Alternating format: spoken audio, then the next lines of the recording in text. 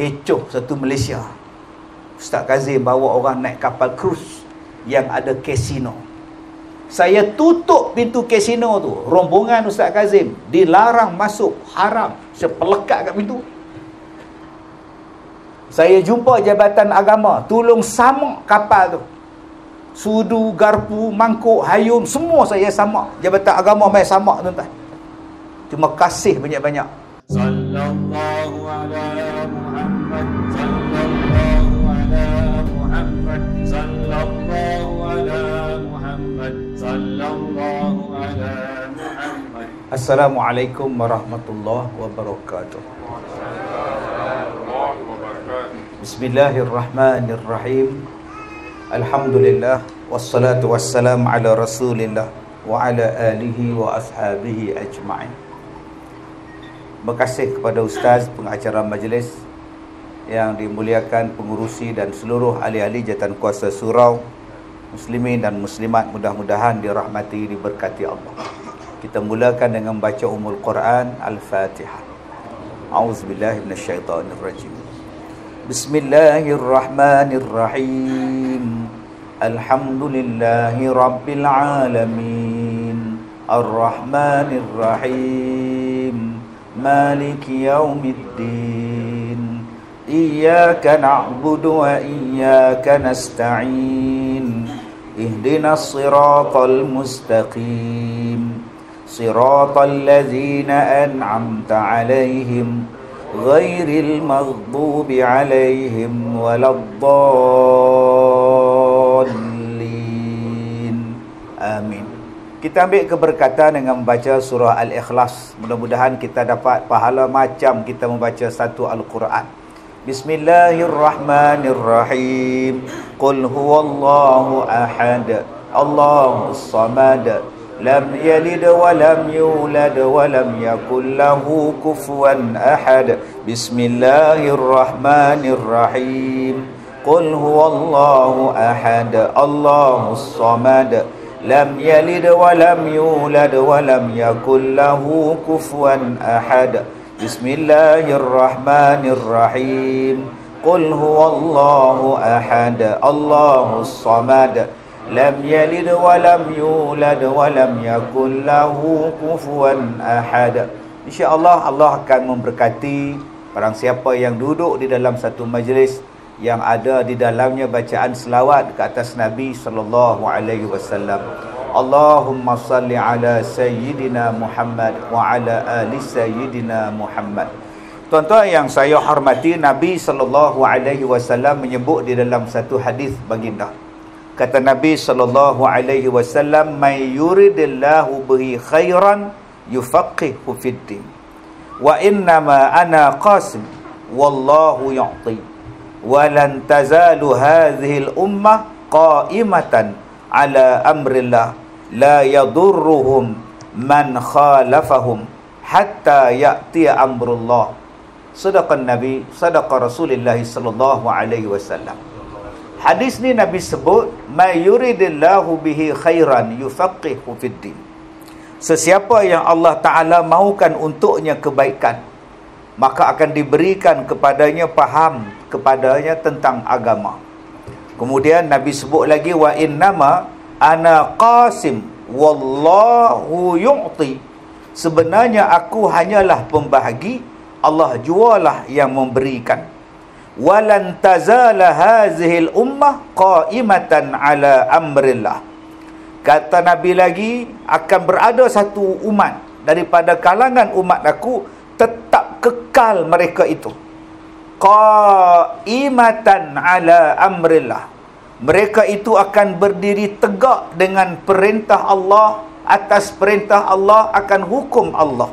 La yadurruhum man khalafahum.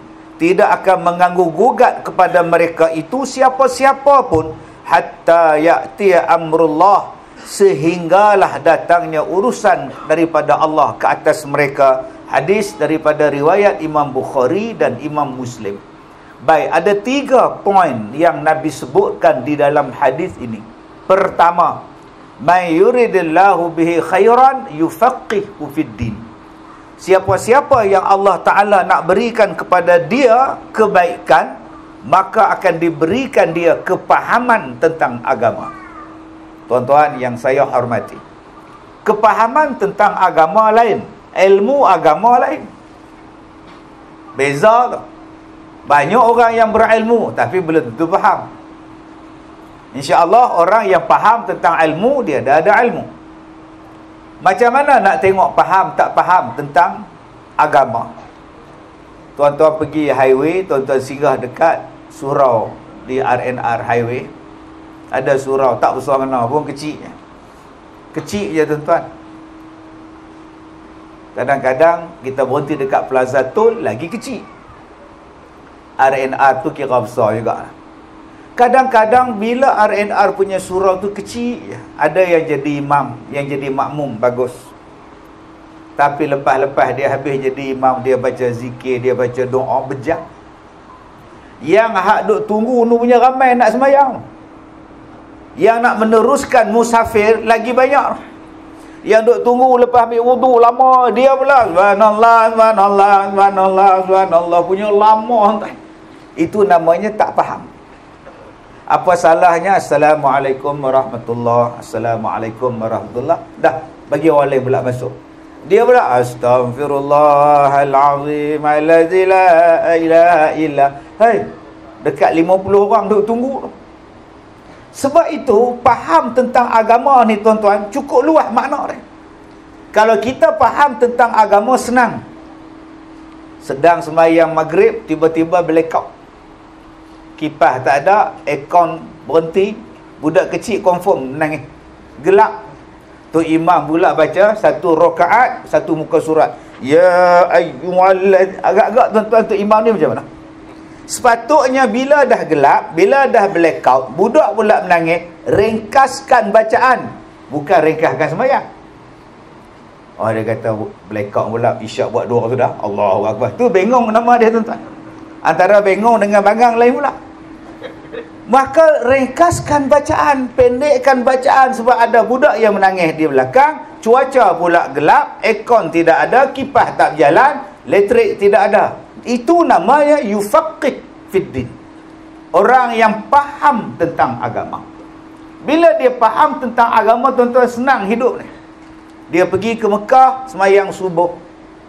Sami'allahu liman hamidah, Rabbana lakal hamd, Allahu Akbar. Tak ada kunut. Dia pun sujud sekali tu imam. Pasal apa? Pasal dia faham yang ni mazhab Hanbali, dia pun tak buat kunut, selesai masalah. Tapi dia nak buat juga kunut, Rabbana walakal hamd, Allah mahdina fi wa afina, seorang dia baca. Kemudian balik ke hotel, dia bising, cepat penuh tu imam, tak sempat nak berkunut. Awak sekarang ni duduk di satu tempat yang tak baca kunut, awak faham bahawa tu tak baca kunut, senang hidup. Serupalah orang Arab mai ke tempat kita, dia baca kunut, senang hidup dia. Tempat kita berkunut, tempat dia orang tak berkunut, dua-dua boleh pakai. Kerana faham tentang agama, simple hidup dia, akan mudah urusan dia. Banyak orang tuan-tuan yang ada ilmu, tapi bila dia tak faham kondisi dia, dia tak faham kepada uruf dia, maka dia akan timbul masalah. Itu yang pertama, faham daripada sudut memahami keadaan masyarakat, keadaan sesuatu masa itu. Macam kita sekarang ni. Sekarang ni tuan-tuan, yang datangnya melimpah keluar. Sembahyang macam mana nak buat? Macam mana nak zikir panjang ke, nak baca pendek ke? Hari ni tu imam tuan-tuan, dia faham. Dia baca ayat pendek, dia baca ayat mudah, lepas sembahyang tak ada apa, terus jalan doa. Setengah tuan-tuan siap tahlil, la ilaha illallah. Habis pukul 8 tahlil, ceramah 8.30 habis, sebab setengah jam. Pasal apa? Pasal imam taklah baca punya. Sebab tu dia kena baca. Baca tu nama dia Iqra'. Iqra' ni bukan sakat baca buku. Iqra' ni memahami keadaan. Iqra' cara nak parking kereta, cara nak parking kasut. Iqra', bacalah. Baca minda orang, baca apa yang sesuai, baca apa yang tak sesuai, bacalah apa yang orang nak, bacalah apa yang orang benci. Itu nama dia Iqra'. Yang kedua, faham tentang agama tu apa? kita sebut perkataan tadabbur. Kalau Al-Quran, afala yatadabbaru. Kenapa kamu tidak mentadabburkan Al-Quran? Kenapa awak tidak mentadabburkan Al-Quran? Faham Al-Quran bukan faham daripada sudut tafsir semata-mata. Tafsir tu satu ilmu yang tinggi. Tapi takkan nak tadabbur, kau tak boleh tadabbur. Bila kau tadabbur satu-satu benda, kau akan jadi hebat. Benda yang Allah soal pada kita, kenapa awak tidak mentadabburkan Al-Quran? Contoh paling mudah, ada 114 surah, ada 100 nama 14 surah, ada nama Nabi, ada nama binatang, ada nama perempuan, ada nama orang, ada nama buah-buahan, ada nama negeri dan sebagainya, yang menjadi nama-nama surah. Surah yang pertama Al-Fatihah, pembukaan. Surah yang kedua Al-Baqarah, lembu betina. Tadabbur, cuba faham. Faham di situ saja, tuan-tuan. Alangkah ada orang berfikir, letak nama Muhammad, Al-Fatihah Muhammad, surah Muhammad. Tak, surah Muhammad duduk tengah-tengah. Surah Adam pun tak ada. Manusia yang pertama Adam, tak ada nama Adam surah. Yang ada surah Ibrahim, surah Muhammad, surah Nuh. Contohnya surah Ibrahim, surah Yusuf. Surah Adam tak ada, surah Isa pun tak ada. Kenapa tak letak nama Adam? Al-Fatihah Adam. Yang ketiga surah Idris, tak ada juga. Kenapa Allah letak Al-Baqarah? Yang ni yang kita memahami, nama dia tadabbur. Adalah sebab Allah letak nama Al-Baqarah. Saya ni pengurusi Pusat Pendidikan Al-Barakah. Ada pengurusi majlis sebut, dijemput pada yang berbahagia Datuk Ustaz Kazim Ilyas dari Pusat Pendidikan Al-Baqarah untuk menyampaikan ceramah. Masa bila saya didik lembu pula? Al-Barakah lain, Al-Baqarah lain. Jauh tu, walaupun bunyi dekat-dekat. Al-Baqarah, lembu betina. Pak saya apa? Pak saya dalam dia ada cerita tentang Al-Baqarah. Yalah, dalam Al-Baqarah ada 3 juzuk, hampir 3 juzuk. Ada kisah Nabi Musa. Kenapa tak ada surah Musa? Ada kisah Nabi Adam, ada kisah tentang Iblis, ada kisah tentang Fir'aun di dalam kisah dalam surah Al-Baqarah. Ada kisah Habil, ada kisah Talut dan Jalut. Kenapa tidak letakkan nama mereka? Yang ni yang saya katakan tadi, cuba faham, tadabbur. Berapa banyak orang mensia-siakan seekor binatang nama dia lembu.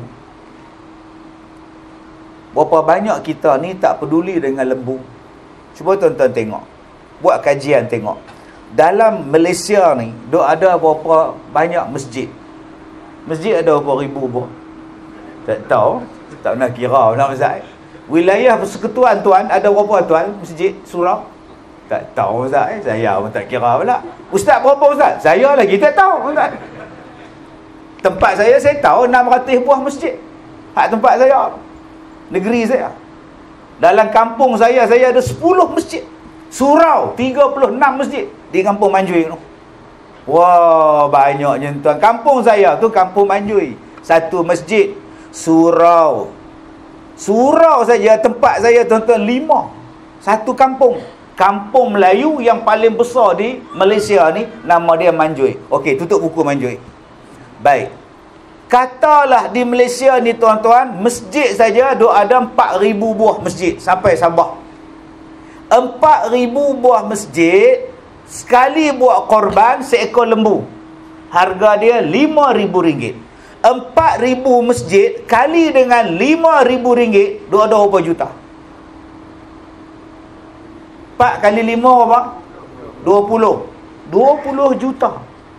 Kalau satu masjid 10 ekor lembu, 50,000 darab dengan 4,000 masjid, bilion tuan-tuan.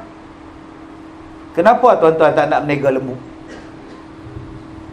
Tuan-tuan tahu tak, hanya untuk korban saja setahun sekali tu, itu baru masjid, belum surau. Ada masjid yang buat 35 ekor lembu korban. Yang paling miskin ni tuan-tuan, seekor lembu. Surau kita berapa tuan? 5 tuan. Ni tara Bandar Tasik Selatan ni, Olan ni. Olan tuan-tuan. Baru 5 Bandar Tasik Timur, Bandar Tasik Utara, Barat, Asia Tenggara.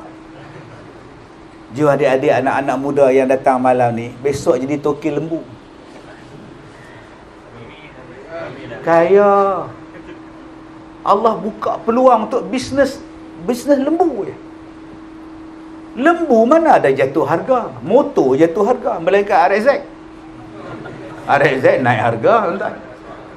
Motor kita beli hari ni, lusa jual turun harga. Lembu beli dulu 1,600, sekarang 5,600. Belum masuk susu dia lagi. Ni sekarang ni ada orang hutang negara kita 1 trilion. Wow, 1 trilion banyak. Tak payah susah tuan-tuan. Perdagangan susu lembu di dunia setahun 1 trilion jumlah ni. Nak bayar hutang senang aja, bela lembu susu, selesai masalah. Negara yang ambil susu lembu, New Zealand, Australia, Belanda. Akhirnya di rumah kita ada depa ni. Ada nama dia Fernleaf, ada namanya Dutch Lady, ada nama dia Nestle. Semua ni produk daripada negara luar. Yang anak kita duk minum, sampai kita yang tua ni pun minum. Namanya Dutch Lady, Dutch Baby. Kenapa kita tak buat Melayu Baby? Kenapa Dutch Baby, Dutch Lady? Sedangkan Quran turun pada kita beribu tahun. Felda, bela lembu. Saim Dabi, ada ladang banyak, bela lembu. Itu baru susu lembu. Belum masuk daging dia, belum masuk tulang dia, belum masuk kulit dia, belum masuk tai lembu lagi. Masya Allah, tuan-tuan, subhanallah. Kenapa kita tak berminat dengan lembu, sedangkan dia nama surah dalam Quran, surah lembu. Kita hari ni tuan-tuan bila marah panggil lembu, bodoh macam lembu. Akhirnya orang benci pada pekerjaan lembu. Mari minang anak kita, awak kerja apa? Saya ada ladang lembu pakcik. Awak bela lembu? Oh no. Bapak dia pula toki TikTok. Sebab dia kata bela lembu tak boleh pakai tie. Apa salahnya besok bela masuk ladang lembu pakai tie coat? Pakai coat, tie tak ada. Sekarang fashion baru punya. Pun salah. Itulah tuan-tuan nama dia tadabbur. Bila kita tadabbur Al-Quran, Masya Allah, hebat rupanya Quran. Itu baru saya cerita tentang bak lembu. Cuba tuan-tuan cerita bak lain pula.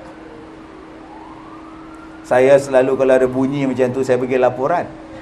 Tapi saya tak nampak dan tak boleh lagi laporan ambulans Toyota jenis apa, tuan-tuan. Lalu saya bagi laporan. Cuba kita fikir tadabbur, bagi faham tadabbur. Okey. Sekarang ni banjir. Di Johor ada, di Perak ada, di Terengganu banjir. Okey, banjir. Saya tengok tadi kemah kat mana tu, pusat pemantauan banjir. Dah tunggu dah 4-5 orang. Dah tahu dah nak banjir ni. Dah tahu nak banjir, buat persiapan dah. Baik. Ada tak berlaku dalam dunia ni banjir? Ada.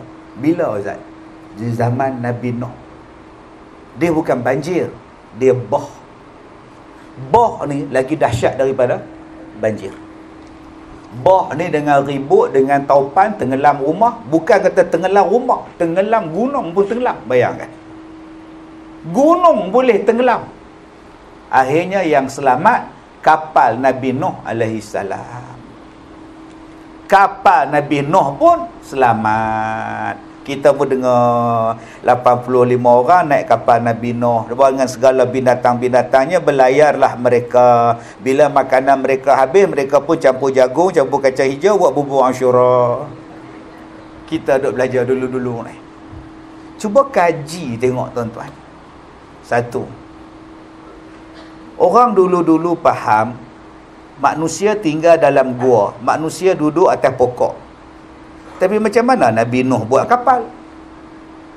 Dan Allah kata kapal Nabi Nuh wasna'il fulk bi'ayunina wa wahyina. Dibuatnya kapal Nabi Nuh tu Allah jaga dia, Allah tengok dia, dan dibuat daripada wa alwahin wa dusur, daripada kayu dan daripada paku. Kalau kapal dah wujud zaman Nabi Nuh, takkan rumah Nabi Nuh duduk dalam gua. Mana dulu tuan-tuan buat? Rumah dulu ke kapal dulu? Rumah dulu baru buat kapal. Tiba-tiba Nabi Nuh buat kapal, dan kita belajar orang dulu-dulu duduk dalam gua sebab tak ada rumah. Mereka primitif, mereka bodoh, mereka tak tahu apa. Kalau tak tahu apa, macam mana mereka boleh buat paku daripada besi? Dan tuan-tuan kena ingat, paku kapal itu paku seinci ke? Saya ingat paku seinci ke yang buat kapal tu? Yang nak berhadapan dengan bah, paku kena nala reka punya paku dia. Maknanya zaman tu orang dah tahu masalah besi, orang dah tahu penggunaan kayu, penggunaan papan. Cuba tadabbur di situ.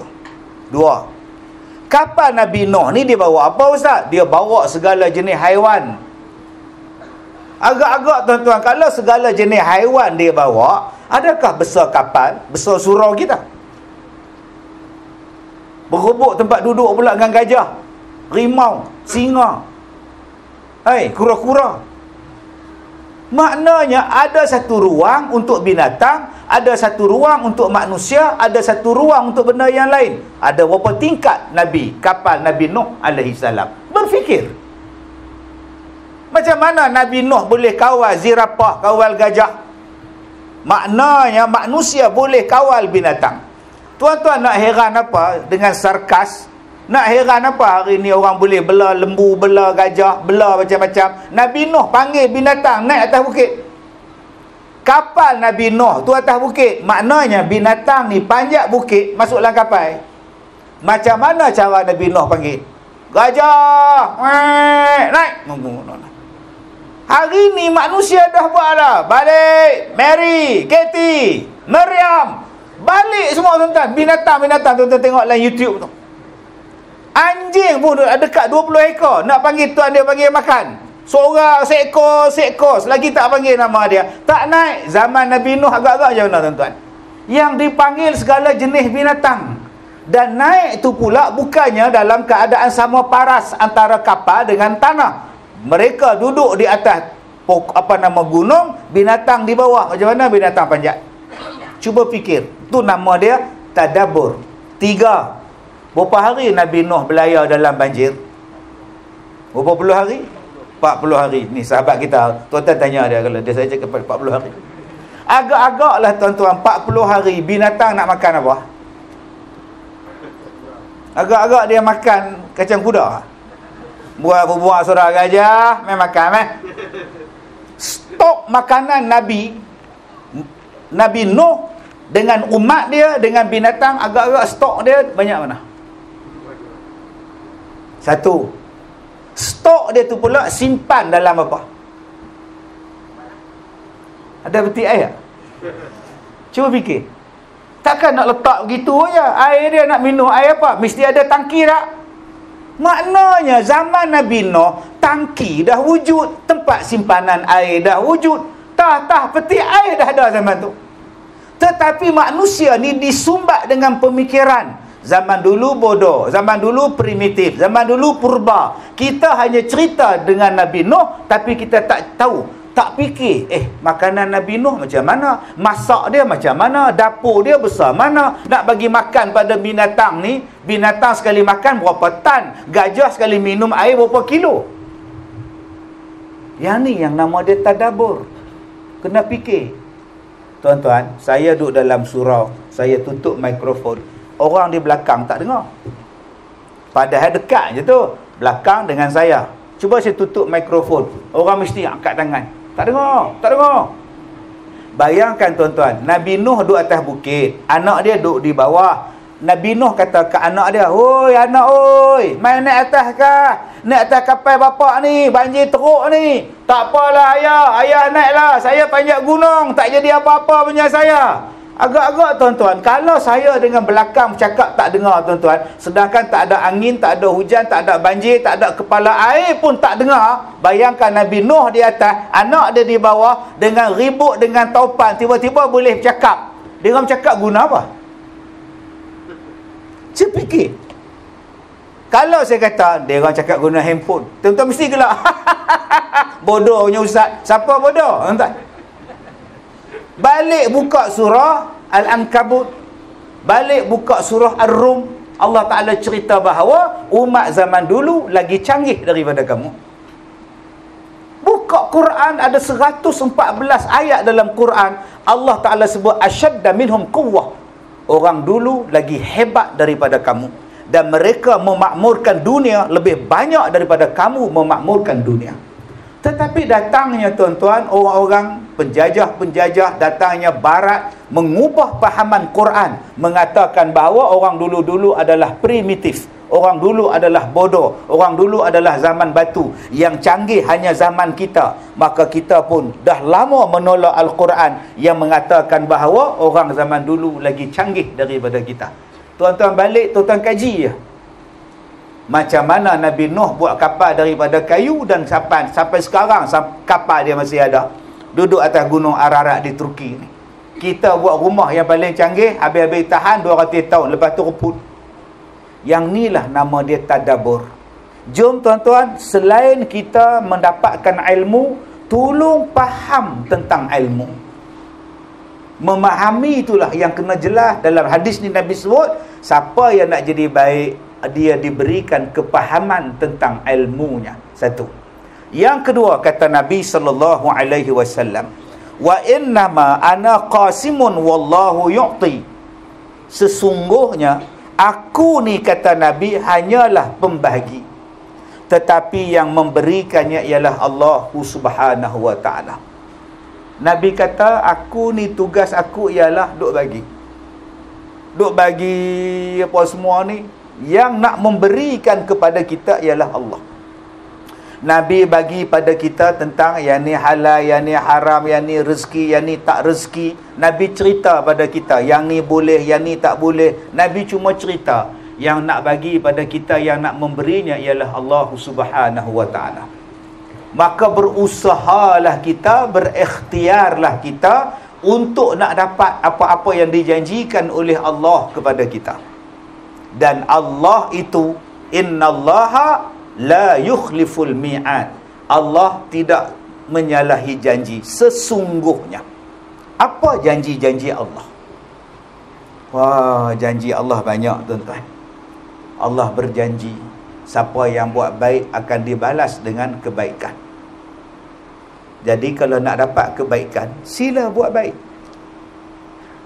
Lamalah Wing duk sebut lagu ni, mulia dibalas syurga, okey, dosa akan sengsara, itu hukum karma. Masya Allah. Nak menyanyi dalam surah tu Haji, tak boleh menyanyi kan? Mulia dibalas syurga. Allah dah janji dah akan dimuliakan siapa-siapa yang berilmu dan beriman. Allah sebut dah tu, yarfa'illahu allazina amanu minkum wallazina utul ilma darajat. Nabi cerita tu. Sebab hari ni manusia dia nak jadi mulia. Dia teringin nak jadi mulia dan dimuliakan orang. Bagaimana nak jadi mulia? Oh, dia kena jadi kaya. Dia faham jadi kaya, orang muliakan dia. Ada orang nak jadi mulia ni kena ada pangkat kat depan. Ada pangkat baru mulia, tak ada pangkat leceh. Sebab tu kadang-kadang dia beli pangkat. Doktor pun dia beli doktor palsu, datuk pun datuk palsu, macam-macam tuan-tuan.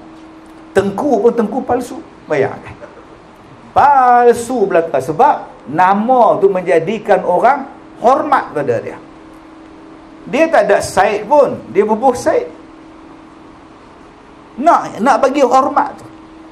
Dia datang jumpa saya dengan Pak Wu dia. Dia kata, Ustaz, saya nak kahwin dengan teman lelaki saya. So, bapa saya tak izinkan. Why? Sebab dia tak Said. Saya Syarifah, bapa saya Said, dan dia tak Said. Habis tu, bapa tak izinkan, nanti hilang Said. So, dia suruh saya kahwin dengan Said. Jadi saya nak dengan dia, Ustaz. Apa mendapat Ustaz? Saya kata, pergi Pesuruhjaya sumpah, buat nama Said pun, salah apa?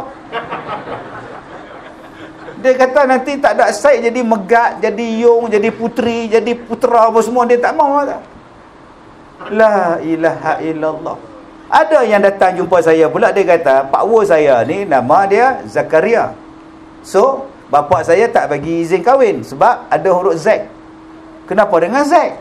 Dia kata nama laki-laki yang ada huruf Z jahat. Saya kata saya pun ada huruf Z, Kazim baik ya, saya tak ada jahat pun.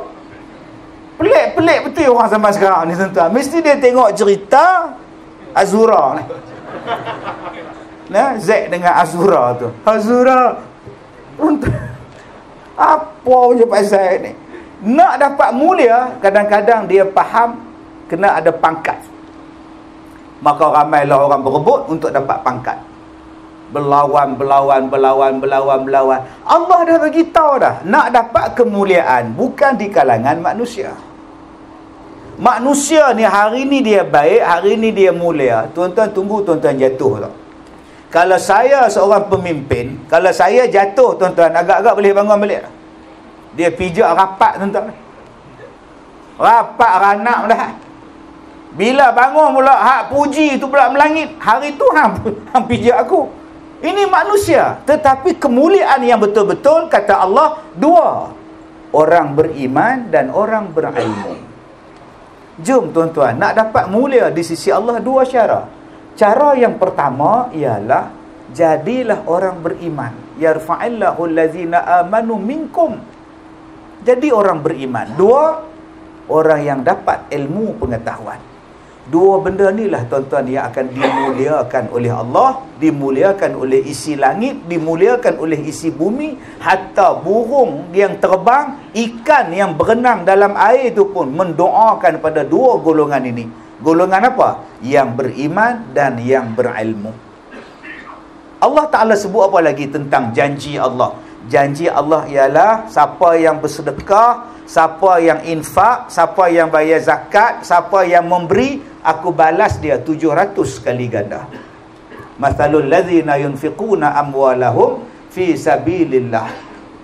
Berkali-kali ayat dalam Quran tuan-tuan Allah Ta'ala sebut bersedekahlah.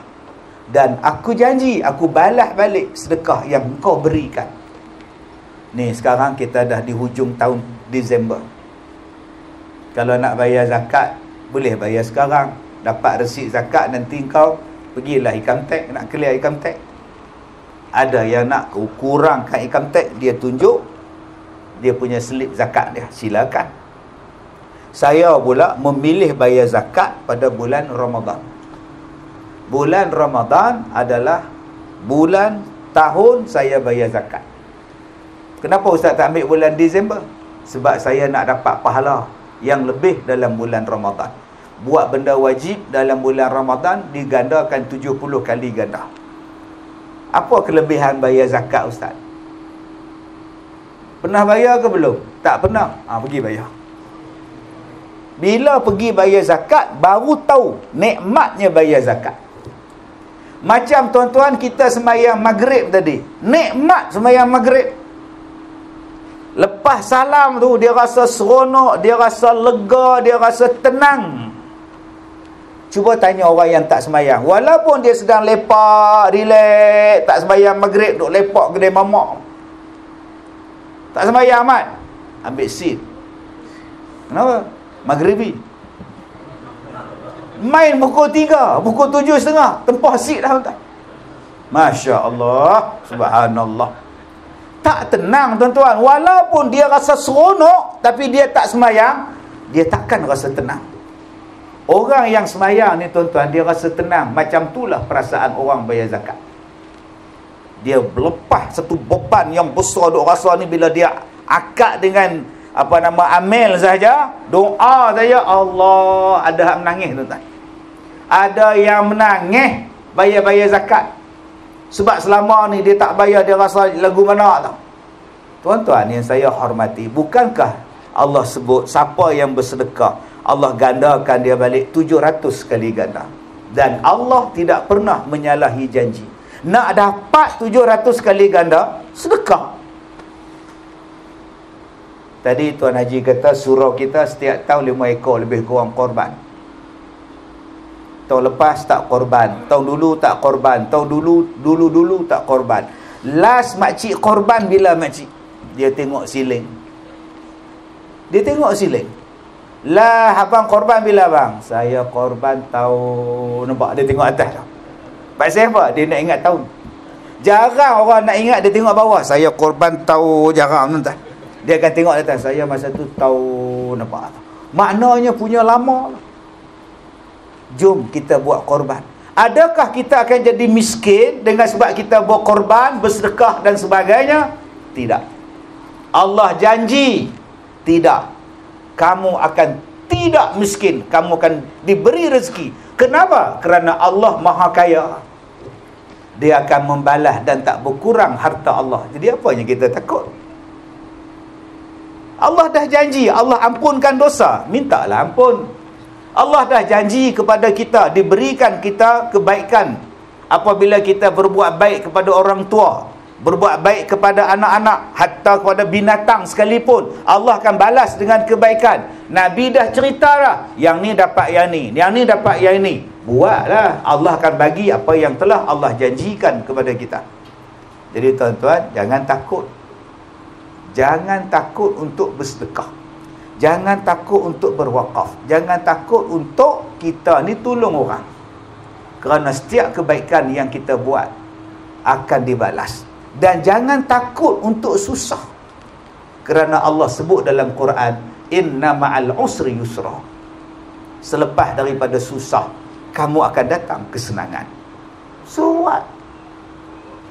Apa masalah?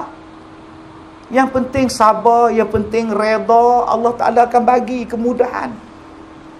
Sanggup susah dulu. Ini tidak nak senang. Hidup nak senang je. Tak nak sakit. Tak nak susah. Allah dah kata dah, bila Allah uji kita, Allah akan gantikan kesusahan itu dengan kesenangan. Sabar sekejap. Wa basyiris sabirin. Berkali-kali Allah sebut dalam Quran, berilah berita gembira kepada orang yang sabar. Jadi kalau makcik-makcik di belakang sana tu yang sekarang ni susah. Apa susah? Macam-macam bentuk susah. Sabar sekejap. Makcik simpan dalam hati makcik. Simpan apa? Simpan satu perasaan. Apalah yang Allah nak bagi ke aku ni. Tadi saya jumpa dengan imam tadi. Dia ada slip disc. Jantung pula tukar injak baru. Nama apa imam kita? Imam Razli. Allahu Akbar. Jantung, dada dah buka dah. Mai slip disc pula. Saya pun jantung juga. Waktu saya nak operate tu, sekali saya operate tu, doktor Cina, Dr. Bius, pakar Bius, dia datang dekat katil saya tu.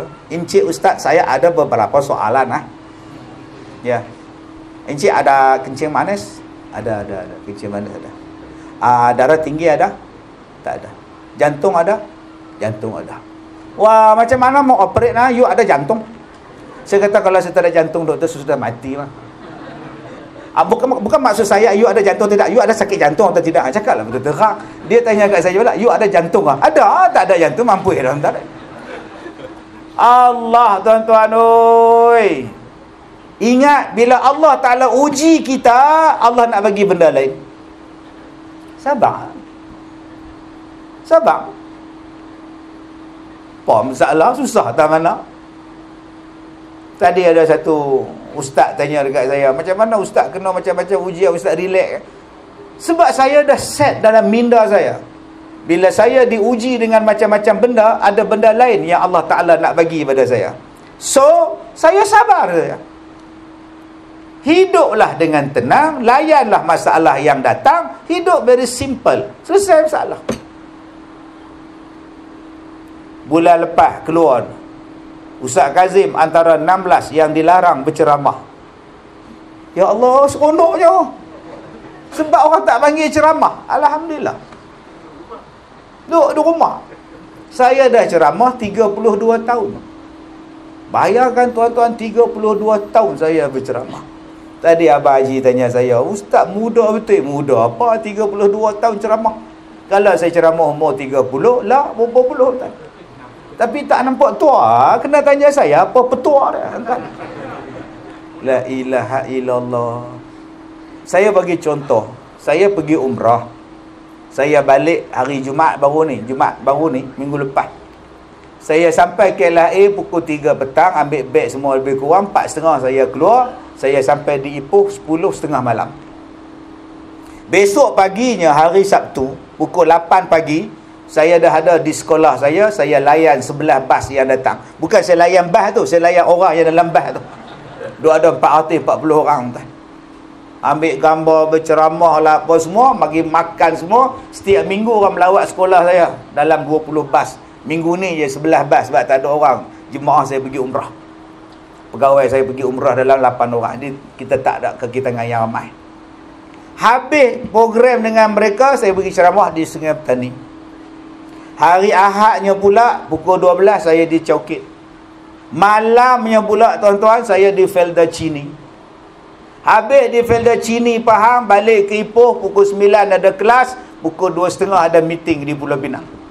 Habis di Pulau Pinang tuan-tuan sampai di rumah pukul 10 malam. 10 malam tuan-tuan start lah kereta pula tuan-tuan pergi ke Kuala Lumpur. Studio PPZ buat rakaman sampai pukul 2. Balik ke Ipoh pula tuan-tuan oi. Hari Selasa ceramah di Batu Lapan Tambun.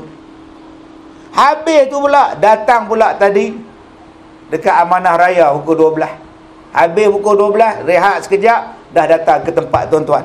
Balik ke Ipoh pagi besok pukul 9 di sekolah saya, pukul 12 di RTM Perak, malam besok di Kelana Jaya tuan-tuan secara langsung Forum Perdana Ehwal Islam TV1. 2 episod. Patah balik ke Ipoh pula pukul 9 pagi. Hari Jumaat saya ada kat FRU Ipoh. Malam saya ada dekat Melaka, Dataran Asahan Melaka. Kalau tuan-tuan jadi saya 32 tahun buat kerja macam tu, agak-agak mati ke koma tuan. Silat-silat kena stroke. Jadi apa masalah orang nak gam saya ceramah? Tak ada masalah apa. Aku suka hang gam. Saya punya konsep senang. Panggil saya datang, tak panggil saya duduk di rumah. Boleh main cucu. Boleh saya tengok Tok Ma. Dia tak panggil opah nampak tua, panggil Tok Ma. Punya lama tak jumpa Tok Ma. Sekarang sekali jumpa gemuk dah Tok Ma. Apa masalah tuan-tuan? Hidup kita simple. TV panggil pergi, tak panggil sudah. Orang suka, tak suka sudah. Kerja kita dakwah. Orang bagi sagu hati, saya ambil. Orang tak bagi sagu hati, saya ceramah, habis ceramah balik. Orang bagi sagu hati tak cukup, jemput lagi sekali, tak datang dah. Apa masalah tuan-tuan? Cubalah hidup dengan simple. Tak payah kita nak pergi berat kepala otak kita. Yang tuan-tuan nak bagi berat kepala otak tu kejadah apa? Simple. Yang penting kita cari redha Allah. Sebab Allah ni dah janji dah. Siapa yang Allah Ta'ala redha dengan dia, syurga dia. Masuklah kamu dengan syurga Allah ni. Allah redha pada kamu, kamu redha pada Allah. Ya ayyatuhan nafsul mutmainnah irji'i ila rabbiki radiyatan mardiyah. Saya hanya buat kerja untuk mencari redha Allah, bukan nak cari glamour. Ada orang kata Ustaz Kazim tu cari glamour. Glamour apa tuan-tuan? Tak ada istilah glamour dengan saya lah. Saya duduk dalam jamban pun ambil gambar, nak glamour apa? Tak ada live dah tuan-tuan saya ni. Saya kalau boleh nak menyorok lagi tuan-tuan. Nak cari glamour pula otak ha? Aku dah tak ada live dah dalam hidup. Tuan-tuan bayangkan saya duduk dalam tandas orang ketuk pintu. Zat, oi. Siapa ha? Saya baru masuk tandas dia ketuk dah. Saya pulang kabut keluar. Ya, sila. Dak nak ambil gambar. Astagfirullahalazim tuan. Lepas dia ambil gambar, dia pergi, saya masuk balik tandas tuan. Kalau macam tu tuan-tuan kata saya nak cari glamour, silap banyaklah tuan-tuan. Dah sampai tahap macam tu, saya nak pergi umrah, tak boleh nak buat apa dah. Berjalan setapak orang ambil gambar, berjalan setapak ambil gambar. Nak kata apa? Ada yang kata Ustaz Kazim ni cari glamour, gila glamour. Hang suruh gila glamour. Saya lagi tak glamour, lagi bagus tuan ni. Sebab yang kita nak buat ni hanya mencari redha Allah. Tak ada istilah letih, tak ada istilah penat. Isteri saya tanya, abang tak penat abang? Kuhulu ke hilir. Memang saya kata, saya cita-cita saya nak mati dalam dakwah. Saya nak yang tu. Sebab Nabi kata majlis ilmu ni berada dalam taman-taman syurga. Siapa yang menghadiri majlis ilmu ni, dia berada pada jalan-jalan syurga. Saya nak yang tu. Tuan-tuan tak mau kan mati sedang menuntut ilmu? Kita ingat dia tidur, duduk menyandar kat dinding. Rupa mati. Baik tegak balik badan, jangan sandar dinding. Allah. Benda yang paling mudah masuk syurga, salah satunya ialah duduk dalam majlis ilmu. Sahhalallahu lahum. Allah Ta'ala sebut dimudahkan untuk kita. Masya Allah, tuan-tuan. Saya hari tu kena serangan jantung 2016. Tengah ceramah di Kelantan. 2016. Subhanallah. Saya matilah masa tu, tuan. Duduk dalam ambulans ni, Allah, aku ni tak ada dah, habis lah, alhamdulillah lah. 2 perkataan je yang saya sebut. Alhamdulillah, la ilaha illallah, alhamdulillah. Kalau aku mati ni, alhamdulillah, ya Allah, la ilaha illallah. Itu je. Tak ada ingat yang lain dah. 10.30, satu Malaysia ada kecoh. Al-Fatihah. Ustaz Kazim meninggal dunia. Kalau ikut Facebook, tuan-tuan, mati dah saya 2016. Ni hak datang ni zombie ni. Sebab tu jangan percaya apa yang media sosial cakap. Belum tentu betul. Siasat dulu, tabayun dulu. Contoh paling mudah hak depan tuan-tuan ni. Kita hari ni apa yang kita baca percaya, apa yang kita tengok share. Apa yang kita tengok terus kita nampak. Tak habis tak boleh siasat loh. Tak boleh tanya loh. Saya di Pulau Pinang hari Sabtu tu. Saya balik umrah hari Jumaat. Hari Sabtu saya pergi Penang meeting. Ada satu orang main tanya saya dekat Seri Malaysia, Kuala Batah. Ni anak tanya, jangan marah. Tak marah. Marah apa tanya? Kayaknya rugi. Tanya apa? Ni nak tanya Datuk tarik diri bertanding dulu. Ada orang bagi duit kat Datuk, suruh tarik diri. Tak ada orang abang kat mana. Ustaz Datuk tarik diri tu sebab Ustaz Datuk dapat 2 juta. Cakap kat orang tu kepala otak dia. Saya ada duit lagi untuk bagi makan anak isteri saya. Saya ada lagi rezeki yang Allah bagi. Saya tak terfikir langsung, bagi 20 juta ke 200 juta pun aku bukan teringin. Saya tak mau campur politik, saya tak mau campur. Anda kata apa? Ni bila orang tarik diri jadi salah, orang terima jadi salah. Nampak ada politik tu? Tu dia terima tu mesti ada apa-apa tu. Bila kita tolak pula mesti ada apa-apa tu. Lu buat kepala saya ingat apa-apa sepak tak mesti budak ni tak. Tak habis-habis fitnah. Inilah dia orang ni. Kepala otak tu kena cuci dah. Bu klorok ke, bu anti karat ke apa betul balik. Susahnya tuan. Tapi adakah jadi apa-apa dah? Saya senyum. Saya kata fitnah lebih daripada itu pun aku terima. Biar pergi kat dia lah. Esok kita jumpa di hari kiamat. Simple punya hidup tuan. Tak payah duk pening. Kenapa dia orang tuduh aku? Kenapa tuduh aku? Lalas bunuh diri. Tak payah. Tak payah tuan. Hidup kita simple. Akak-akak dapat suami yang rajin pukul akak-akak, minta cerai. Yang duk menung, kenapa? Mata lebam macam panda, kenapa? Pergi minta cerai, sudah selesai masalah. Ni datang jumpa saya tak tahan ustaz. Dia pukul saya tak tahan ustaz. Kak pergi jabat agama, pergi report polis, pergi report hospital, minta cerai. Saya tak nak bercerai ustaz. Kalau tak nak cerai, sabarlah. Saya tak sabar dah ustaz. Kalau gitu cerailah. Saya tak nak jadi janda ustaz. Kalau gitu sabarlah. Saya dah tak boleh sabar ustaz.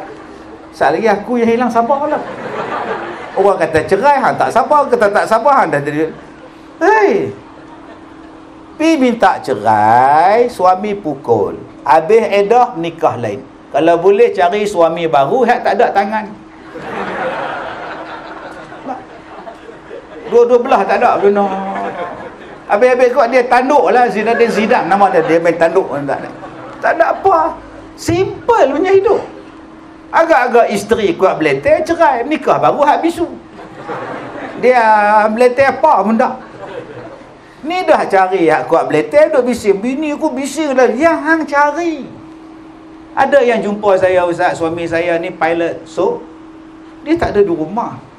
So, tak macam kita nak wujudkan keluarga bahagia, tak dapat kan? So, yelah, Ustaz faham tak? Yelah, so, yang akak pergi cari orang nak jadi pilot tu pasal apa? Bila kak kahwin dengan pilot, kak kena faham bahawa dia duduk di langit, dia tak duduk di bumi. Kalau kak nak cari satu suami yang 24 jam ada di rumah, kahwin dengan orang stroke. Pergi kat hospital, bersepak. Kahwin lagi, hujang lagi. Mari kita kahwin. 24 jam ada kat bilik tidur. Akak yang cari, abang yang cari, isteri PJJ. Hadapilah PJJ. Isteri jarak jauh, perkahwinan jarak jauh.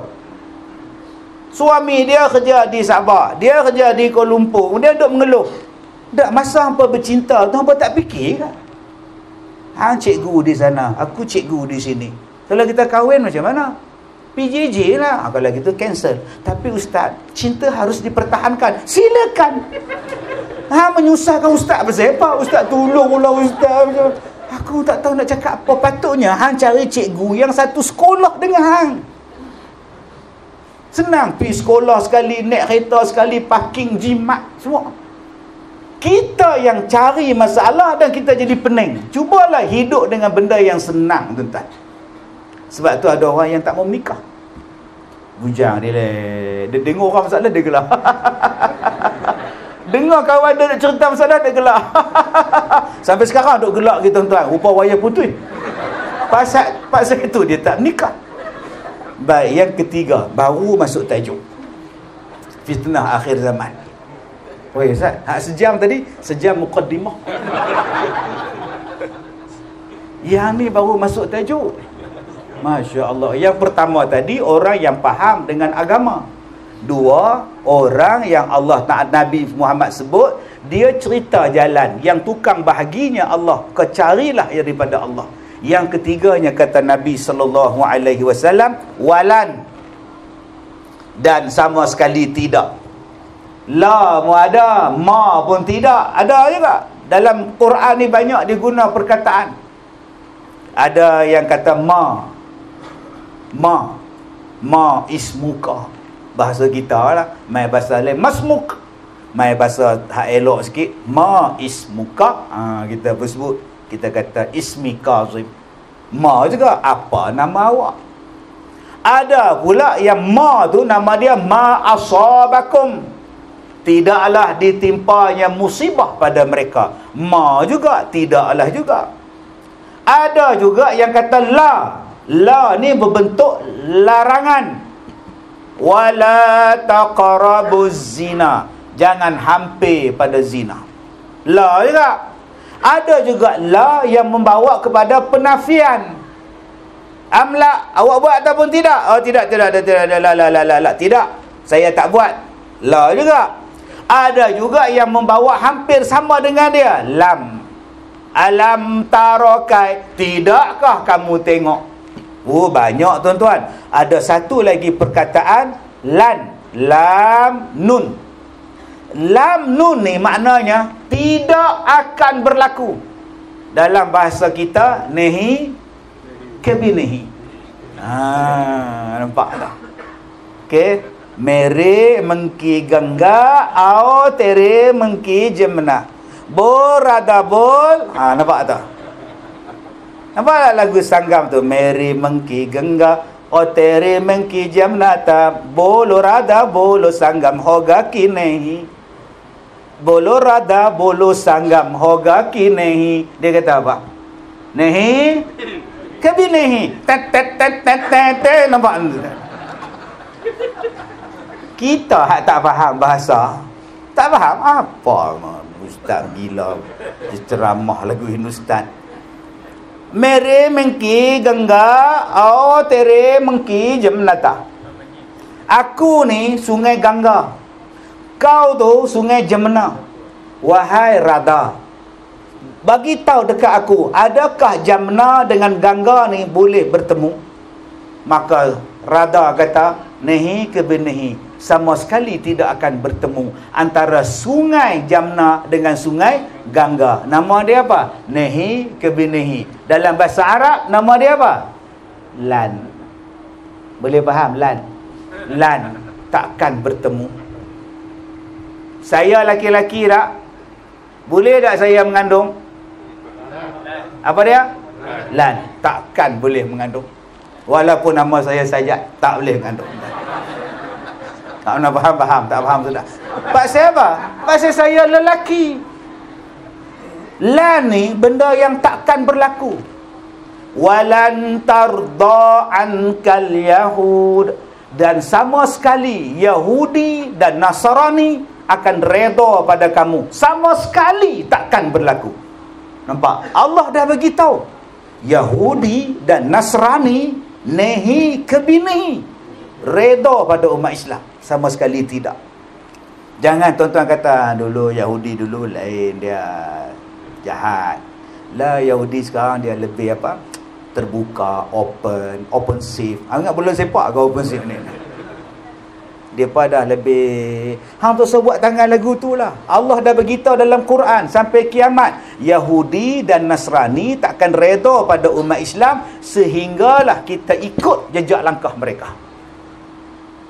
Nama perkataan takkan berlaku tu nama dia apa? Lan. Kiamat takkan berlaku sehinggalah apa? Nampak tu. Lan taqumas saah, Nabi kata. Sama sekali tidak akan berlaku kiamat. Confirm tak berlaku sehinggalah datang 10 tanda-tanda yang Nabi sebut. Lan taqumas saah hatta tarawna qablaha 10 ayat. Sama sekali tidak akan berlaku kiamat sehinggalah ditunjukkan kepada kamu, datangnya kepada kamu 10 ayat, 10 tanda. Pertama, ad-dukhan. Nabi sebut akan datangnya asap. Wad-dajjal. Akan datangnya dajjal. Wad-dabbah. Akan keluarnya binatang yang bernama dabbatul ard. Wa yakhruj Ya'juj wa Ma'juj. Akan keluarnya makhluk yang bernama Ya'juj dan Ma'juj. Kemudian wa tulu'ush syams min maghribiha. Akan terbitnya matahari daripada arah sebelah barat. Kemudian turunnya wa nuzulu Isa alaihi salam. Turunnya Nabi Isa alaihi salam. Kemudian Nabi kata lagi wasala satu khusufat, akan berlakunya 3 gempa, khusfun bil masyriq, khusfun bil maghrib, khusfun bi jaziratil arab. Yang terakhir kata Nabi wa narun yakhruju minal yaman tadrudun nas ila mahsyarihim. Kata Nabi yang ke-10 akan keluarnya api daripada negara Yaman yang akan menghalau manusia kepada mahsyar. 10 tanda-tanda kiamat yang besar. Selagi tak ada benda ni, kiamat takkan berlaku. Takkan berlaku lagi. Jadi takkan berlaku lah besok. Tak ada apa. Bila kerja macam biasa. Yang mana nak kahwin, silakan. Nak kahwin hujung bulan ni, cuti sekolah. Nak kiamat dah mak. Tak payah lah mak. Mak ada kata kalau kamu tak nak, maknya kahwin. Hiduplah seperti biasa. Tetapi ingatlah pesan Nabi. Walaupun kita belum sampai 10 tanda-tanda kiamat yang besar itu, tanda-tanda kiamat kecil semua dah berlaku. Banyaknya maksiat, banyaknya pembunuhan, Islam hanya tinggal nama, Quran tak dibaca, tak diamalkan, banyaknya gempa bumi, banyaknya pembunuhan, banyaknya peperangan, banyaknya zina, banyaknya arak, diagungkannya penyanyi. Semua tanda-tanda kiamat yang kecil telah pun berlaku. Terus saya kata apalah tuan-tuan? Di surau akan berlaku tanda kiamat. Di masjid akan berlaku tanda kiamat. Bila ustaz? Bila orang berdiri di atas saf tetapi tak ada siapa yang nak jadi imam. Itu tanda kiamat kecil. Orang ada nak jadi saf, ada makmum, tolak orang depan. Dan kau tekak sakit.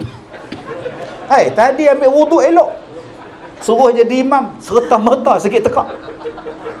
Esok, kau imam, aku COVID, lari semua orang. Dia belasah COVID tu. Tak ada siapa tinggal dah. Punya penakut dengan COVID. Hari ni berapa banyak tuan-tuan yang masjid, surau tak ada orang bang, yang tak ada orang jadi imam, tak semayang pun. Saya pergi kuliah satu surau, perempuan, orang lelaki tak ada. Bila saya kuliah muslimat, sembahyang asar tak ada laki-laki. Satu makcik tanya, ustaz, kami duk tunggu orang azan ustaz, tak ada siapa orang azan. Betul? Boleh tak saya azan ustaz? Astaghfirullahalazim. Makcik duk diamlah makcik. Bayangkan tuan-tuan, apa nak jadi ni? Itu tanda-tanda kiamat telah berlaku tuan-tuan. Sebab itu dulu ada orang offer saya bertanding pilihan raya. Saya cakap saya bukannya ahli mana-mana parti politik. Saya tak berminat dan saya tak mau campur dengan politik. Lagipun saya bukan ahli parti. Saya tak masuk parti. Dulu saya masuk satu parti, kemudian saya umum, saya keluar. Saya tak mau parti. Kenapa nak pilih saya pula? Sebab kami nak ustaz mewakili orang yang tak ada parti bertanding. Lah, macam tu pula dah. Dan kami nak ustaz bawa idea-idea ustaz, bawa dalam pentadbiran negara. Oh, saya bila dengar tu, kena perkemas duduk. Yang ni saya suka. Sebab selama 32 tahun, saya hanya boleh bercakap. Sekarang saya nak diberikan tugas dan amanah. Alhamdulillah, ini satu cabaran yang baru. Boleh bercakap saja, buat apa tuan-tuan, orang tak dengar. Bayangkan kalau saya ada kuasa. Saya kata macam ni, Datuk, macam ni Tok Nam, kalau saya ni, saya nak nombor satu. Setiap surau dan setiap masjid dalam Malaysia, mesti ada 2 imam dan 2 bilal daripada Mahat Tahfiz. Supaya 60,000 budak-budak yang duk belajar tahfiz ni, di 60,000 Mahat Tahfiz, mereka ni sekurang-kurangnya ada imam, ada bilal daripada, dibayar gaji untuk mereka, supaya masjid kita ada imam hafiz, supaya surau kita ada imam dan bilal hafiz. Setuju? Setuju. Jalan. Bayangkan tuan-tuan, kalau saya tanding dan saya menang itu. Tuan-tuan tak nampak kepala otak saya? Barulah tuan-tuan hadis ni, kiamat lambat lagi sampai. Pasal apa? Tok imam ada. Ni hak budak tahfiz pergi menega berga, budak tahfiz tak tahu dia kerja apa. Bayangkan surau kita ni ada 4 budak tahfiz, kerajaan bayar gaji dah. Mana dapat peruntukan ustaz? Tak ada peruntukan. Hang cakap bola saja setahun 400 juta. Yang bola hang boleh bayar gaji pemain bola sepak, jurulatih bola sepak. Ini silat-silat Ronaldo pun pada panggil tuan-tuan ni. Pasal apa hang tak boleh bayar gaji kat depa ni? Allah bagi rezeki, jalan. Tadi saya sebut surau dekat RNA tu kecil. Bila berhenti kat Plaza Tol, belaga punggung tu. Seorang tu ambil wuduk, kita lalu, jatuh lah longkang tu. Punya sempit. Saya pernah kata dekat dia apa? Saya nak buat masjid di setiap RNR. Di setiap RNR ada makanan segera, ada restoran, ada sesi minyak yang besar-besar sampai 3-4 sesi minyak. Surau Kemetak. Apa salahnya buat masjid, ada azan, orang nak berhenti semayang, nak meneruskan perjalanan semayang, diiringi dengan azan, diiringi dengan doa, ada bilal khas, ada imam khas, ada tok siap khas yang 24 jam duduk di masjid. Taklah hari ni tuan-tuan pergi area, kawan tu semayang hujung dinding, kawan tu semayang hujung dinding. Lalah dia pergi semayang depan, dia berdiri tegak, tak keluar-keluar. Pasal apa? Dia tak boleh keluar, orang blok dah. Tuan-tuan dah jumpa tak? Dia berdiri, kok mana aku nak keluar ni tuan-tuan ni? Surau kecil. Buat cantik-cantik besar-besar. Hak lain hang boleh buat besar. Oh, dekat 10 saya bagi tuan-tuan. Setuju dengan syarat saya? Setuju. Oh, okey, saya pun setuju. Mai malam tu tak jadi. Esok tu tak ada. Sat jadi tuan-tuan. Sebab tu tuan-tuan, orang tak tahu cerita, orang kutuk Ustaz Kazim. Tapi dia tak tahu apa benda hak saya nak buat. Sebab tu kalau menteri hak baru ni jadi menteri tu, saya nak jumpa dia tuan-tuan. Saya tu buatkan benda ni. Kalau hang nak tengok Islam ni, kalau hang nak tengok masjid kita, Mahat Tahfiz kita, ekonomi kita, buat. Antara yang saya minta nak buat tu tuan-tuan apa? Hak mula-mula saya sebut tadi, hak Al-Baqarah. Yang Al-Baqarah bela, naikkan balik ekonomi kita. Selesaikan masalah ayam. Tak habis-habis telur. Tak ada telur Ustaz. Oh, tak ada telur. Telur je hidup hang ni. Takkan tak boleh settle masalah telur tuan-tuan. Tapi boleh cakap lah. Tak ada tanding apa. Boleh cakap lah. Tunggu 5 tahun pula. Itulah bodoh Ustaz kasi. Tapi orang hentam saya lagi bodoh. Tuan-tuan yang saya hormati. Baik, ini perkataan walan. Maknanya benda yang takkan berlaku. Ustaz Kazim nak bertanding pilihan raya ni wala ke walan? Soalan ni. Wala ke walan? Wala maknanya tak mustahil boleh tanding. Melainkan kalau sekali saya mati, walan lah. Nyesal aku duduk depan kena tanya pula dah. Lain kali aku dengar ceramah duduk belakang tiang, selamat aku tuan.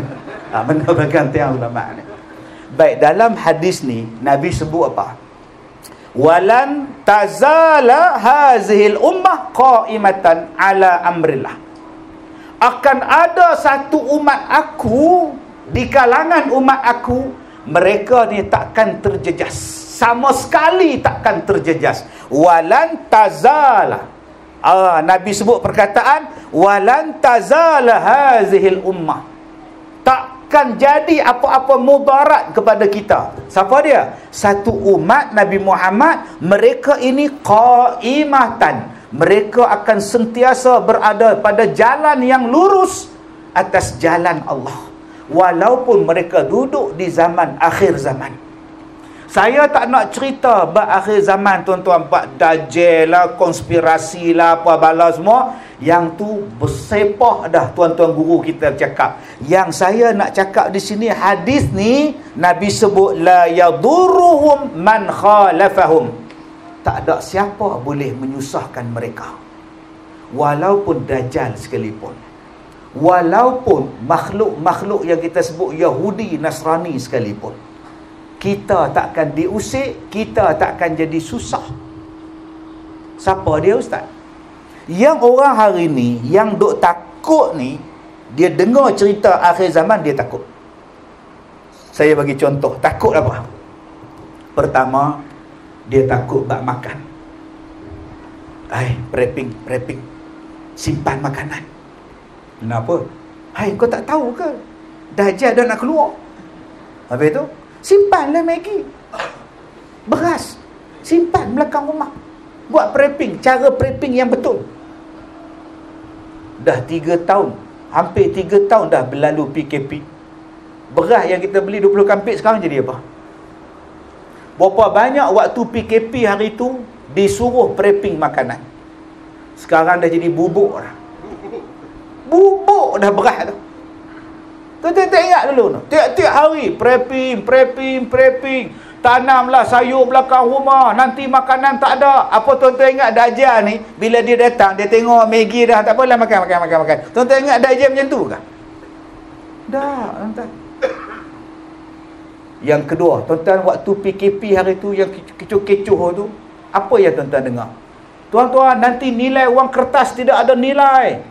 Wang kertas tak ada nilai tuan-tuan. Habis tu ganti dengan emas. Beli emas. Di mana saya nak beli emas? Dengan saya jual emas. Tuan-tuan ingat tak dulu? Saya tegur dalam Facebook saya tegur dalam ceramah saya. Saya ni emas, jual emas. Abang ni nak beli emas. Nanti duit ringgit tak ada nilai, duit kertas tak ada nilai, emas. Belilah emas, simpan. Akhirnya abang ni beli emas kat saya. Abang beli emas kat saya pakai apa? Pakai duit juga. Tadi kata duit tak ada nilai. Saya pergi simpan dalam duit tak? Duit juga. Saya nak ambil supplier emas, saya bayar dengan duit tak? Itu masih apa hang kata duit hang tak laku, masih apa emas laku?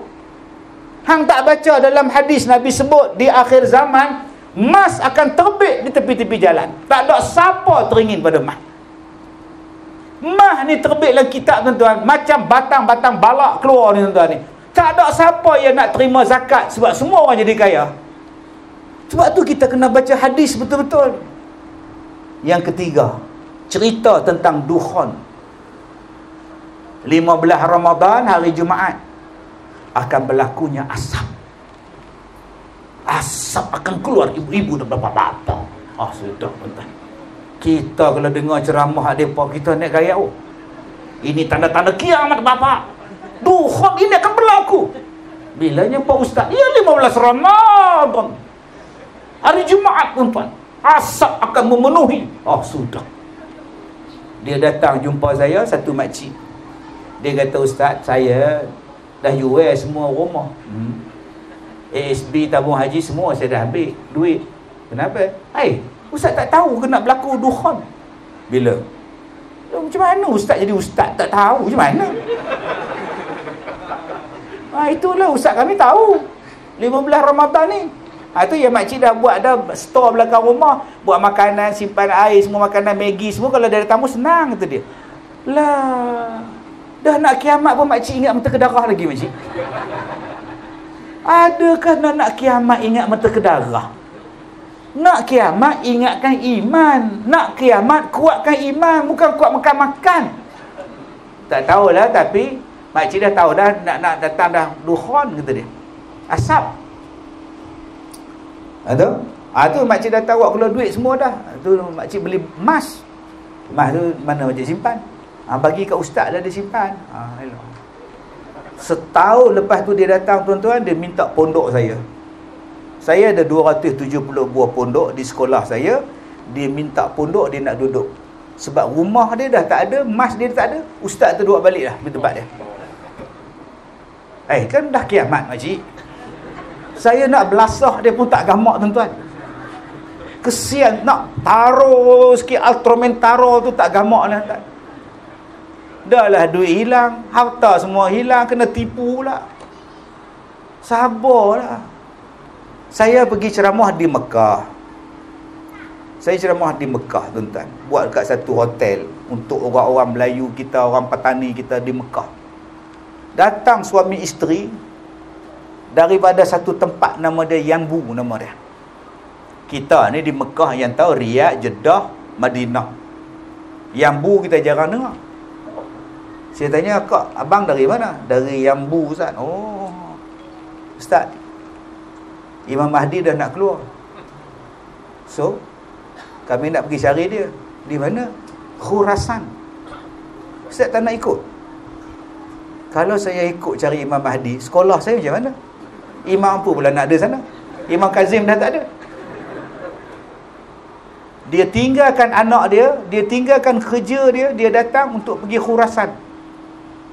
Sebab dia kata Imam Mahdi akan muncul daripada Khurasan. Saya kata, Kak, nak tunggu Imam Mahdi silakan. Nak tunggu Nabi Isa pun silakan. Tapi Kak, sebenarnya abang, mereka ni tak payah ditunggu. Sebab mereka mesti datang. Tunggu buat apa? Akak hanya siapkan iman, akak perteguhkan iman akak. Datanglah apa-apa benda pun. Nabi sebut dalam hadis ni, engkau duduklah di akhir zaman pun kau takkan jadi apa dengan fitnah di akhir zaman. Yang ni yang saya nak ajak pada tuan-tuan malam ni. Jom jadi yang macam Nabi sebut. Walan yazal hazil ummah qaimatan.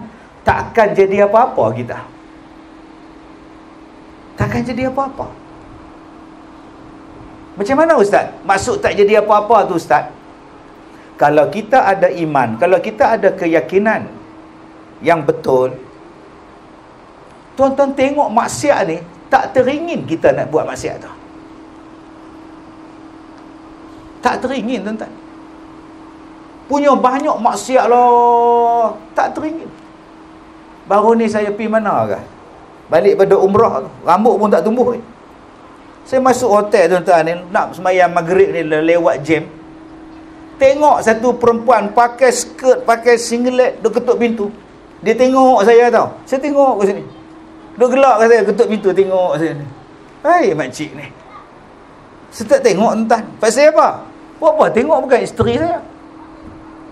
Tak perempuan mana tak. Hang tak pakai apa pun aku tak tengok. Pasal apa? Aku nak jadi hak Nabi sebut ni. Marilah maksiat macam mana pun aku tak ada pada aku. Yang ni yang saya nak ajak diri saya, nak ajak pada tuan-tuan hadirin hadirat.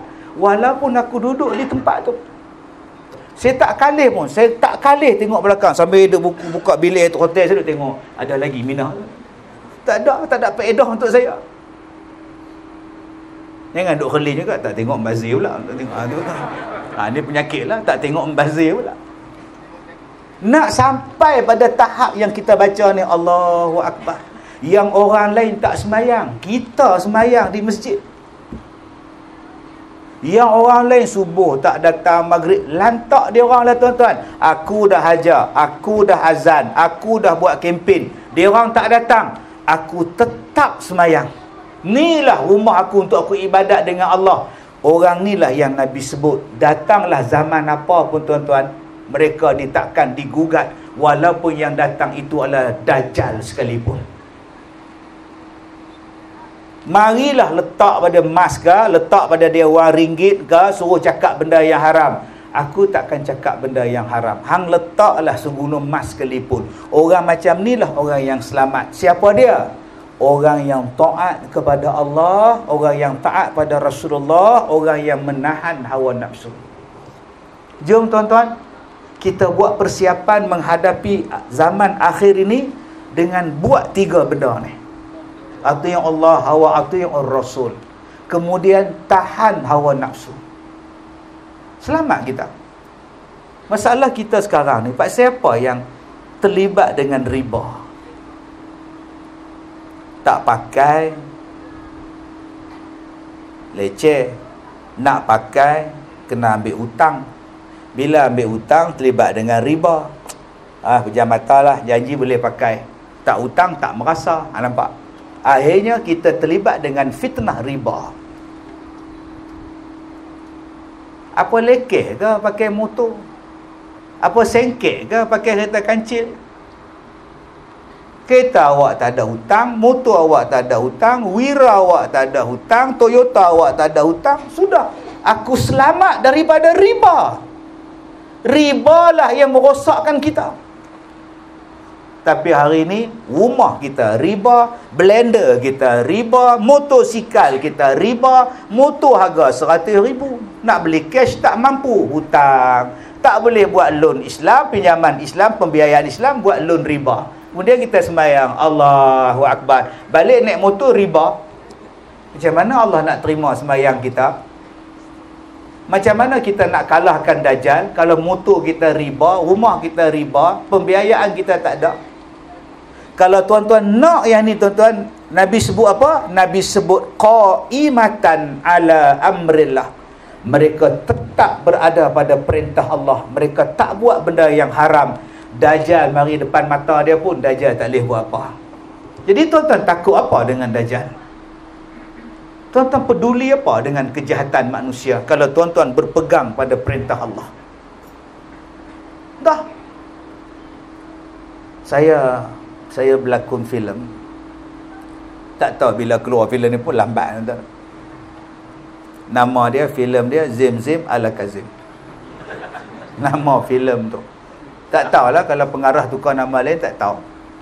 Tapi dah syuting dah habis dah. Syunting pun dah habis dah. Okey. Bila dia offer saya berlakon filem,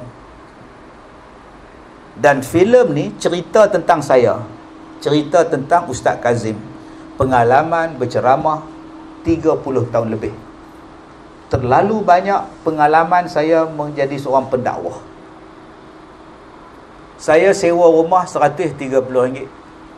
Rumah saya rumah Kasim Selamat. Bila saya berdiri, tangan saya ni boleh pegang lantai tuan rumah di atas. Tinggi sikit pada rumah Kasim Selamat. Kasim Selamat kena bongkok, saya boleh tegak. Tapi tangan tak boleh straight, bengkok sikit dah jumpa dah.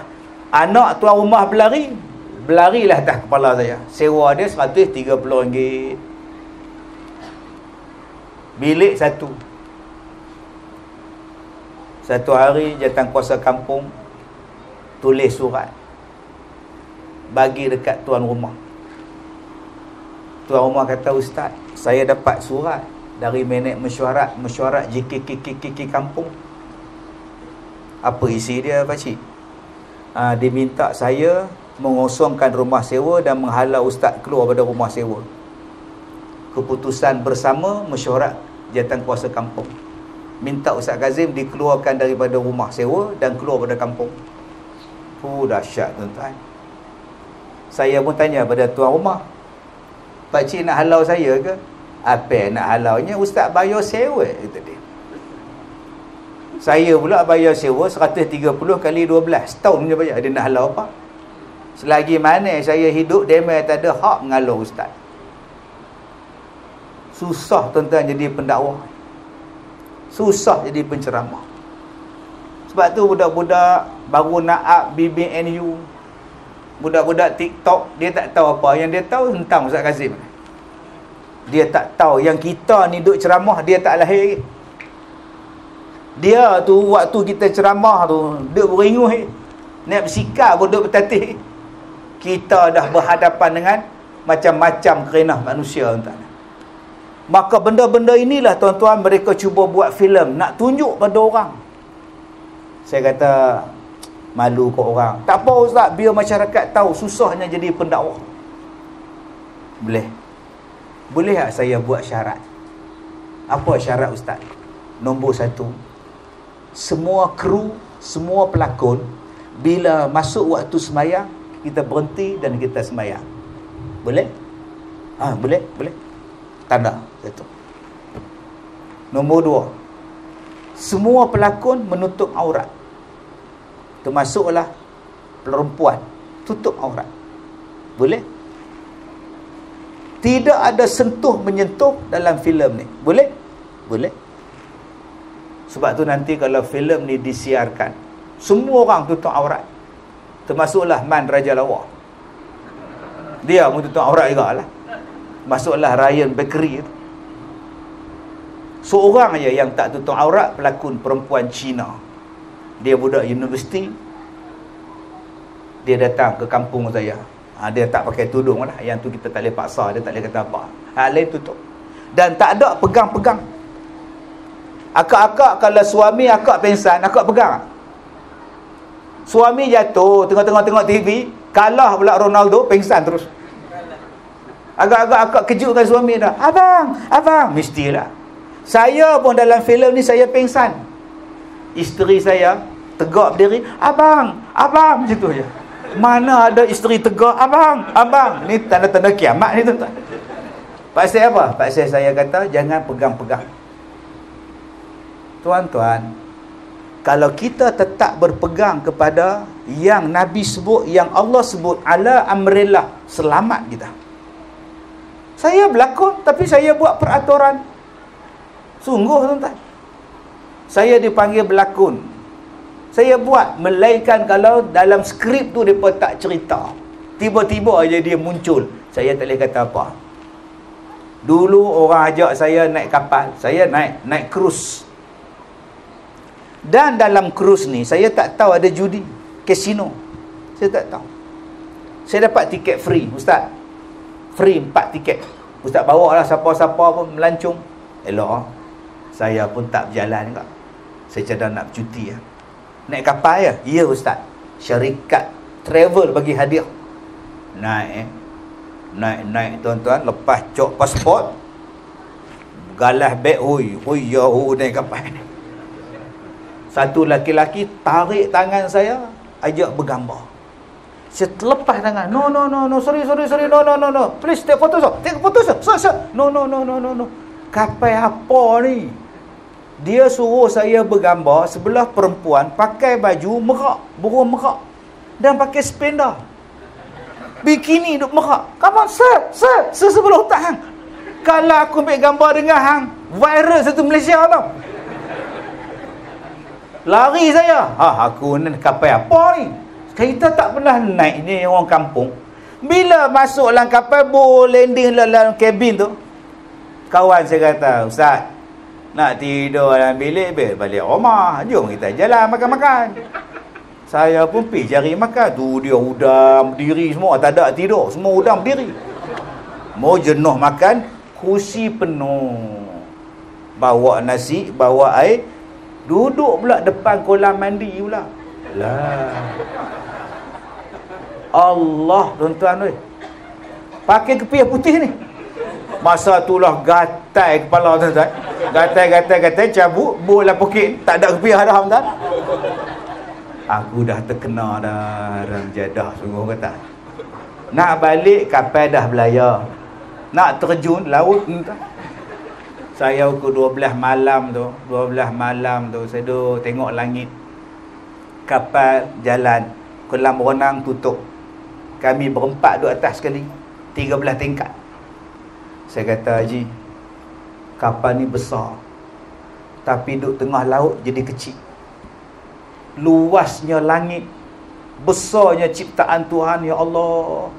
Rupa-rupanya kita duduk di darat, kita tak nampak kebesaran Tuhan.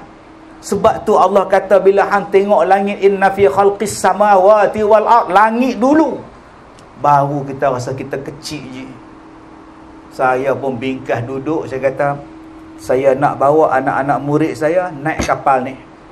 Kolam renang tu kita tutup dengan jaring, kita buat ceramah tepi dia. Sembahyang berjemaah atas dek. Kita buat je. Biar kita buat pelayaran pertama orang Islam conquer satu kapal. Kita buat kuliah, tempat mereka buat konsert, kita buat forum perdana. Kita buat kursus membetulkan sembahyang. Jadi balik tu tuan-tuan dengan penuh semangat berkobar-kobar. Jumpa dengan syarikat kapal. Kami nak sewa kapal, nak buat program.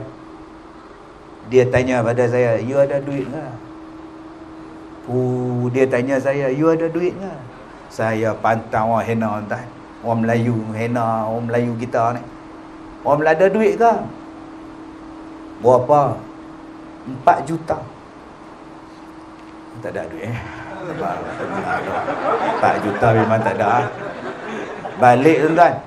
Tapi otak berjalan, macam mana aku nak naik kapal tu? Oh, aku tak payah sewa 4 juta. Saya ambil bilik ke bilik, kabin ke kabin. Akhirnya conquer satu kapal 1,700 orang sewa. Pertama kali tuan-tuan. Kecoh satu Malaysia. Ustaz Kazim bawa orang naik kapal cruise yang ada kasino. Saya tutup pintu kasino tu. Rombongan Ustaz Kazim dilarang masuk, haram. Saya pelekat kat pintu. Saya jumpa Jabatan Agama, tolong samak kapal tu. Sudu, garpu, mangkuk, hayun, semua saya samak. Jabatan Agama mai samak tuan-tuan. Terima kasih banyak-banyak. Saya jumpa dengan toke Cina ni. Saya kalau mau naik kapal 1,700, you kena ingat nombor 1 saya tak mau itu depan itu perempuan pakai bikini, saya tak mau itu burung, itu meraknya saya tak mau. Mesti tutup aurat. Bye. Saya cok pasport tuan-tuan. Hoi. Saya bergambar sebelah dia. Pak saya apa? Perempuan tu pakai arnab punya maskot. Memang kompom tutup aurat tuan-tuan. La ilaha illallah. Saya semayang berjemaah, tutup kolam renang, tutup apa? 2014, 2015 saya buat. Sampailah restoran tu dapat CJ halal. Dan last saya belayar 2018, 2019 sebelum Covid. Saya forum dengan arwah kawan saya Ustaz Mokhtar, 2 orang forum dalam dewan. Selalu je dalam auditorium, sekarang dalam dewan. Saya belum pernah masuk dewan tu. Di lantai dewan tu penuh dengan plak banyak. Budak Indonesia yang duk tuang air kat saya tu, pekerja kapal tu. Saya kata dekat dia, "Mas, ini bilik apa ni? Banyak plak pasal dewan ni cah bateri handphone sini kan?" Wah, Ustaz tak tahu kah? Inilah tempat kasino. Oh, patut aku tak tahu, aku tak nak masuk. Mana pergi kasino? Sudah bongkar. Kenapa bongkar? Ialah semua orang datang mau dengar ceramah, mana ada orang kasino. Sekarang bos sudah tutup kasino. Oh, sekarang ini tempat jadi surau dah Ustaz. Oh. Sini buat ceramah sini lah Ustaz. Oh, alhamdulillah, daripada kasino jadi surau. Itulah pelayaran terakhir tuan-tuan, sebab lepas tu Covid datang. kapal tu balik ke Sweden, sekarang jadi restoran terapung dekat Sweden. Jadi kalau tuan-tuan nak pergi Sweden, makan restoran duduk situ. Sebab tu saya kata tadi, hang marilah jenis apa pun, kalau hang pegang ayat Quran, hang pegang pada hukum, tak ada siapa boleh apa-apakan hang. Sebab tu tuan-tuan, di fitnah akhir zaman ini, tuan-tuan pegang agama, tuan-tuan pegang hukum, insya-Allah tak ada siapa boleh menyusahkan kita, walaupun dia dajjal sekalipun. Jadi mudah-mudahan Allah merahmati kita. Saya dah ceramah 32 tahun. Inilah kali pertama saya datang sini. Kita jumpa lagi 32 tahun daripada sekarang. Saya minta maaf jika terkasar bahasa. Wabillahi taufiq wal hidayah. Assalamualaikum warahmatullahi wabarakatuh.